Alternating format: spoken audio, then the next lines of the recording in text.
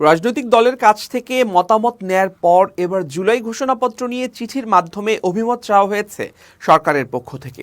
অভিমতগুলো পর্যালোচনা করে একটি সংশোধিত ও সর্বজন গ্রাহ্য ঘোষণাপত্র প্রস্তুত করা হয়েছে বলে জানিয়েছেন অন্তর্বর্তীকালীন সরকারের প্রধান উপদেষ্টার প্রেস উইং। শনিবার প্রধান উপদেষ্টার উপ প্রেস সচিব আবুল কালাম আজাদ মজুমদারের পাঠানো এক বার্তায় এ তথ্য জানানো হয়েছে। বার্তায় বলা হয়েছে, জুলাই ঘোষণাপত্র নিয়ে গত বৃহস্পতিবার সর্বদলীয় সংলাপের পরবর্তী কর্মপন্থা হিসেবে গণ অভ্যুত্থানে অংশ নেয়া রাজনৈতিক দলসহ সব অংশীজন থেকে অভিমত নেওয়া হচ্ছে।